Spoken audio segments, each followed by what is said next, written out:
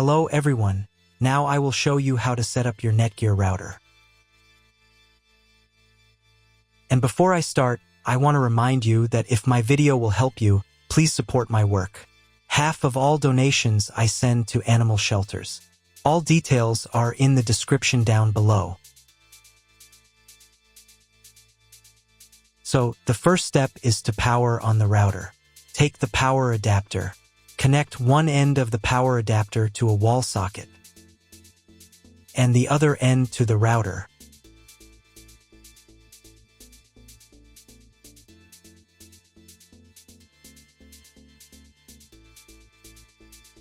Then press the power button. Once it's on, an indicator will light up. It may take a few minutes for it to completely turn on. Next, connect the cable from your broadband provider or from your modem to a special internet port.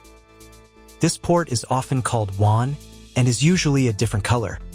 Each cable should be inserted until it clicks into place. Now you need to reset the router back to its factory settings. Press and hold the router's reset button for 10 seconds. Wait until the lights on the router start to flash.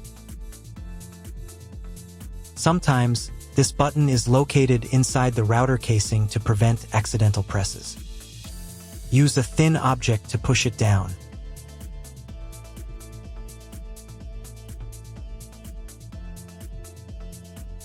The router will restart, and all the settings will go back to their original factory settings.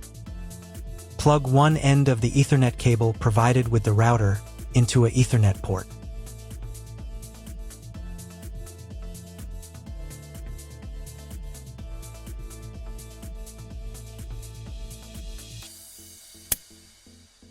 Plug the other end into your computer or laptop's Ethernet card. Please wait a few minutes for connection. Great, the router is now connected to your computer. Now you will need to set it up. But before we begin, I will demonstrate an alternative way to connect the router if you don't have an Ethernet cable or your computer doesn't have an Ethernet port. Just connect the router to the power adapter and the cable from your internet provider. This will enable Wi-Fi. If the router is new and has never been configured, the Wi-Fi network will be named as your router.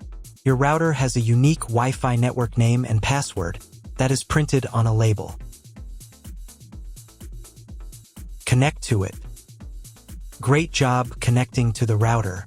Now let's move on to the setup process. First, open your browser and go to the URL that you see on the screen. Use the address bar instead of the search bar.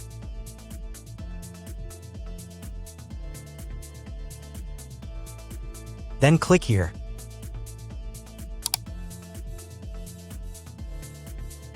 Read NETGEAR terms and conditions and click I agree button. And click Next.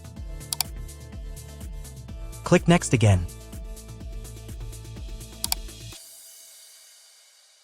If your router settings do not look like mine, it means that your router has a different firmware.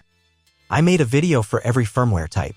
You can find all the links in the description down below. The first thing you need to do is set up a new password. The admin password is used to log in to your router's web interface. Pay attention to the password requirements. Write your new password in the first field and duplicate it in the second field.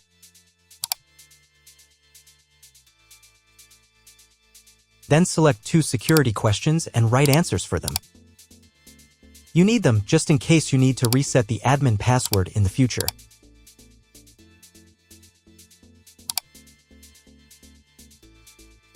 On this page, you can customize your network name and password. Click Next. If your browser does not redirect after 2 minutes, reload the page. On the next page, you will find the information you need to connect to a Wi-Fi network. If you were connected using the preset Wi-Fi credentials, it's time to connect using the new Wi-Fi credential. If you want, you can print them out. Click Next. If the router has not been updated for a long time, the next page may automatically start the firmware update process. If the new firmware is not available, click Next. After updating the firmware, you may be redirected to the NETGEAR website where you can register your router. If you want to, you can do it. I'm just going to close this window because I'm not going to do that.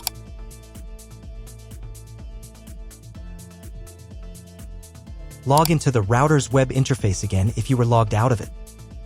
Enter the standard username, admin, and password that you created a few minutes ago.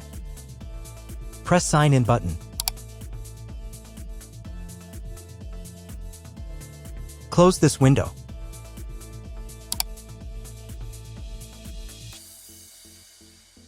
In the top right corner, you can change the language of the router's website interface.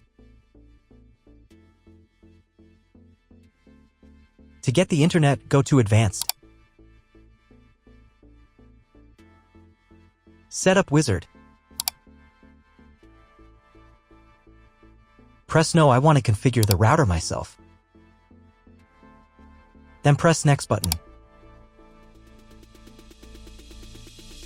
On the following page, select Internet Settings.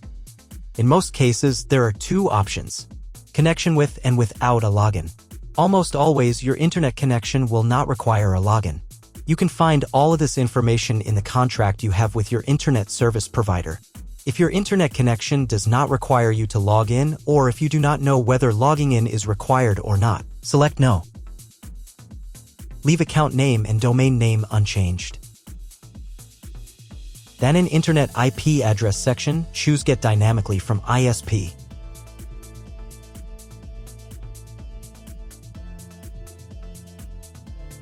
In the DNS section, select Get Automatically from ISP as well. You will need to clone the MAC address of the primary computer if your ISP only allows internet access to a specific MAC address. Select Use Default MAC Address. If you are not sure about these settings, check again that your settings are the same as mine. And click Apply. In most cases, it is not necessary to clone the MAC address. But if you can't get the internet connection after quick setup, later, in the video, I will show you how to clone MAC address. Now you need to reboot the router. To do this, go to the router's web interface if you were logged out of it.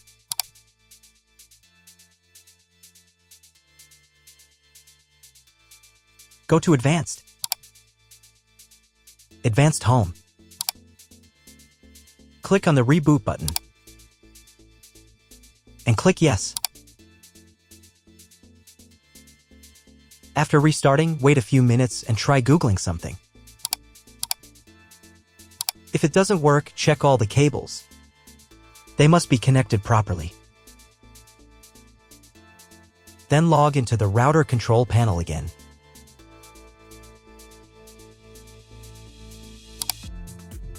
Go to Basic. Internet. And choose Use Computer MAC Address.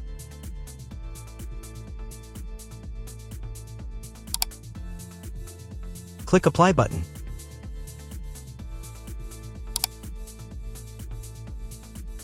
And then reboot router again.